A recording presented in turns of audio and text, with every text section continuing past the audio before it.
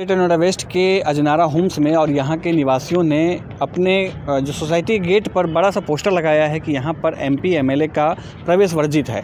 आखिर क्या कारण है कि प्रवेश वर्जित का इन्होंने बोर्ड लगाया है और क्या क्या समस्याएं हैं, हम समझते हैं सोसाइटी के लोगों से। कई साल से इंतज़ार कर रहे हैं, दर दर भटक रहे हैं। अथॉरिटी में गए, एमपी महोदय के पास गए, एमएलए से भी कई लोगों की बात हुई। उन्होंने सबने आश्वासन दिया, लेकिन हमारे यहाँ कोई मदद करने नहीं आया। पिछले साल भी हम कई हफ्ते के धरने पे बैठे थे। अभी अगर आप आसपास देखेंगे तो इसकी कंडीशन समझ सकते हैं।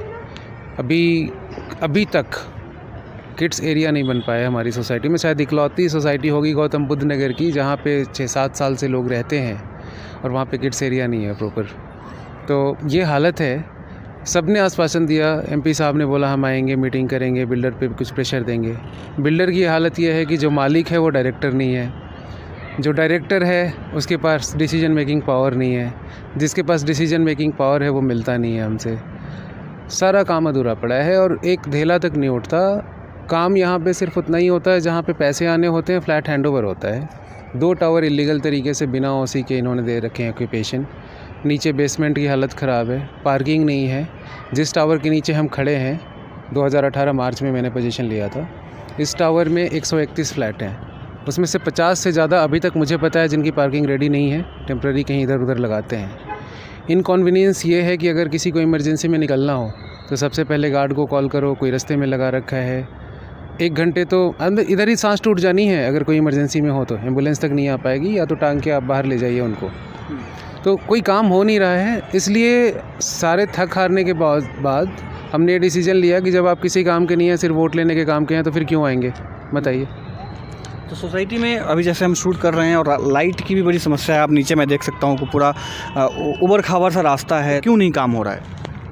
पूरी बिल्डर की लापरवाही है। वो कुछ करना ही नहीं चाहते हैं यहाँ पर प्रॉब्लम क्या है कि इनके पास पैसे हम पूरे दे रहे हैं मेंटेनेंस के। ये हमारी किसी भी मूलभूत सुविधा के बारे में भी बात नहीं करना चाहते हैं। हम इनके पास बार बार जाते हैं, ये हमें सिर्फ एक नई तारीख ही देते रहते हैं।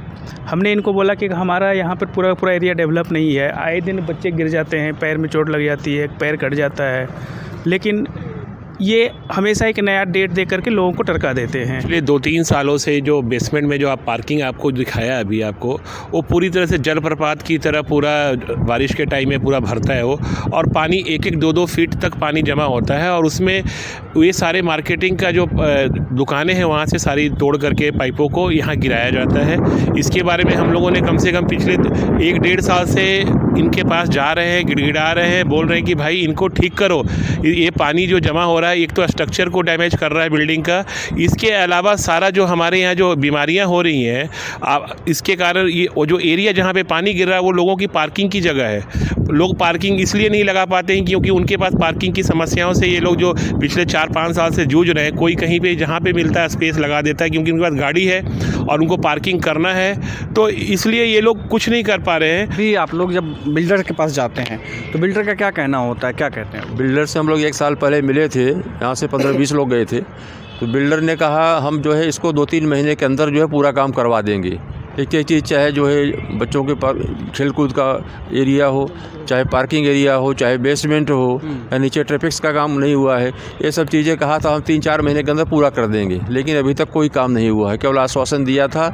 अब इन लोगों से पूछते हैं उनके जो यहाँ पर जिम्मेदार आदमी है प्रोजेक्ट के, तो कहते हैं बिल्डर के पास पैसा या नहीं है या क्यों नहीं दे रहे हैं। जब तक पैसा नहीं देंगे कहाँ से काम होगा। यहाँ पे अगर फ्लैट की बात करें तो कितना महंगा फ्लैट पड़ा था, क्या दाम पड़ा था फ्लैट का? मैंने 2017 में फ़्लैट बुक कराया था 37 रुपये स्क्वायर फीट के हिसाब से।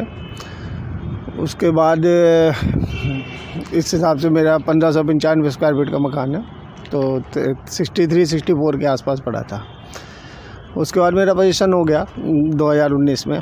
चलिए रजिस्ट्री भी हो गई, लेकिन मेरा बड़ा भाग्यवान मैं अपने आप को मानता हूँ कि मेरी रजिस्ट्री समय से हो गई, क्योंकि मैं देख रहा हूँ कि अपनी सोसाइटी में जैसा हमारे साथियों ने बताया कि बहुत सारी दिक्कतें हैं, बहुत सारी परेशानियाँ हैं जो हम बिल्डर हमें दूर नहीं कर रहा है, और लगातार हम लोग पैसा पूरा पे कर रहे हैं। हमारी स्थिति ये है कि मेंटेनेंस हम पूरा पे करते हैं, 1 दिन का मेंटेनेंस देते हमारी लाइट कट जाती है।